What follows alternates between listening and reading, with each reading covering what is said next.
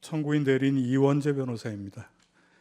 피청구인과 그 대리인이 이 사건 비상계엄의 이유 중 하나로 들고 있는 부정선거론에 대해서 말씀드리겠습니다.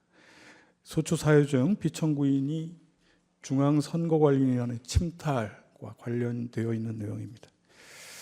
비상계엄이 선포된 후 국회에서 일어났던 일은 온 국민이 실시간 방송을 통해 지켜보아서 그 실상을 잘 알고 있습니다. 그러나 당시 군 병력이 선거관리위원회에 출동했던 일은 뒤늦게 알려지고 또 그 과정이 자세히 보도되지도 않아서 국민들에게 실상이 덜 알려져 있습니다. 이후 수사 과정에서는 비상계엄 주도 세력이 선관위 주요 직원들을 체포, 감금하고 심지어 고문까지 할 계획을 세운 것이 드러났습니다. 아시다시피 피청구인이 계엄을 선포하면서 밝힌 계엄 사유에는 선관위나 부정선거에 관한 내용은 없었습니다. 2024년 12월 12일자 담화에서 피청구인은 선관위 전산 시스템에 문제가 많아서 국방부 장관에게 점검하도록 지시하였다라고 하였습니다. 그러나 선관위 전산 시스템의 문제가 비상계엄의 사유가 될 수 없다는 점은 차치하더라도 피청구인이 문제라고 언급했던 내용은 사실과 달랐습니다. 담화에서 피청구인은 2023년 하반기에 국정원이 정보 유출과 전산 시스템 안정성을 점검하고자 하는 것을 선거관리위원회가 완강히 거부하였다. 보안 점검을 받게 된 후에도 전체 시스템 장비의 일부만 점검에 응하고 나머지는 불응하였다고 하였습니다. 그러나 2023년은 물론 그 이전이나 그 이후에도 국정원이 선관위에 보안 점검을 요구하거나 선관위가 보안 점검을 거부한 일은 없었습니다. 법률상 국회, 법원, 헌법재판소, 선관위 같은 헌법기관은 스스로 필요성이 있어 요청하지 않는 한 국정원의 보안 점검 대상이 아니기 때문입니다. 2023년 국정원의 보안 점검은 선관위가 스스로 요청해서 이루어졌습니다. 보안 점검을 받을 때 선관위는 전체 보유 장비에 대한 접근 권한을 국정원에 부여했습니다. 다만 국정원이 시간 제약 등으로 해서 선거 시스템과 관련한 중요 전산 장비 위주로 선정해서 일부만 점검하였던 것인데 이걸 두고 선관위가 장비 일부분만 점검에 응하고 나머지는 불응하였다라고 하는 것은 사실을 왜곡하는 주장입니다. 또 그 담화에서 피청구인은 국정원 직원이 해킹을 시도하자 얼마든지 데이터 조작이 가능하였고 방화벽도 사실상 없는 것이나 마찬가지였다라고 하였습니다. 그러나 당시 보안 점검은 부정선거 방지를 위한 각종 법적, 제도적 장치를 배제하고 기술적 부문에 한정해서 실시되었습니다. 또 기술적인 부문의 모의 해킹도 선관위가 국정원의 시스템 정보와 접속 관리자 테스트 계정을 미리 제공하고 침입 탐지 차단 등 자체 보안 시스템을 완전히 적용하지 않은 상태에서 진행되었습니다. 이런 조건을 무시하고 얼마든지 데이터 조작이 가능하였고 방화벽도 사실상 없는 것이나 마찬가지였다라고 하는 것은 지나친 확대 해석입니다. 피청구인은 2024년 4월 총선을 앞두고 선관위에 문제 있는 부분에 대한 개선을 요구했지만 제대로 개선되었는지는 알 수 없었다라고도 했습니다.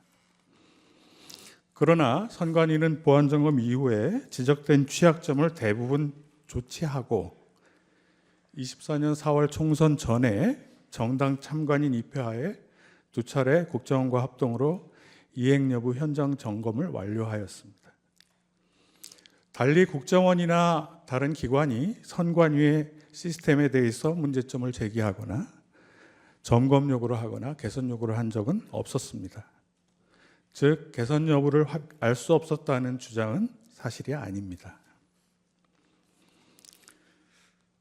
피청구인은 2025년 1월 15일에 공개한 국민께 드리는 글에서 선관위의 시스템의 부실에 관한 주장에서 한 발짝 더 나아가서 우리나라 선거에서 부정선거의 증거는 너무 많다.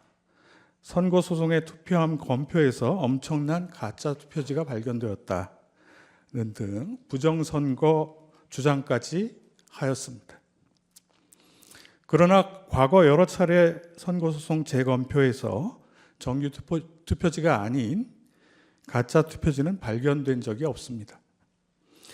피청구인 대리인이 가짜라고 주장하는 투표지들은 21대 국회의원 선거의 소송 재검표 과정에서 나온 투표지입니다. 이에 관해서 대법원은 상세한 조사와 검증을 거쳐서 해당 투표지는 별 문제가 없거나 사소한 실수, 단순한 기계적 오류에 의한 것이어서 부정선거의 증거가 될 수 없다고 판결했습니다. 법률가인 피청구인이 한 번만이라도 이 판결을 제대로 읽어보았다면 아마 가짜 투표지 주장이라는 것이 얼마나 근거 없는지 쉽게 알 수 있었을 것입니다. 판결이 아니더라도 이 투표지들이 누군가 부정선거를 목적으로 투입한 가짜 투표지라면 특정 후보에게 유리한 투표지였을 것입니다. 그러나 가짜 투표지 주장을 하는 어느 누구도 그 투표지가 누구한테 유리했나 하는 그런 내용은 전혀 말을 하지 않고 있습니다. 그 투표지들이 특정 후보에게 유리한 내용이 아니었기 때문입니다. 피청구인이 말하는 칼에 찔려 사망한 시신은 어디에서도 발견되지 않았습니다.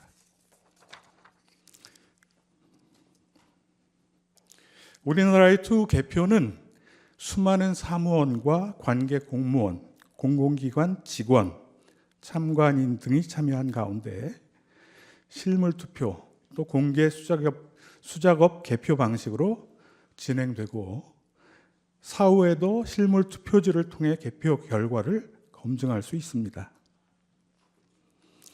그 과정에서 정보 시스템이나 기계 장치는 보조수단으로 사용됩니다.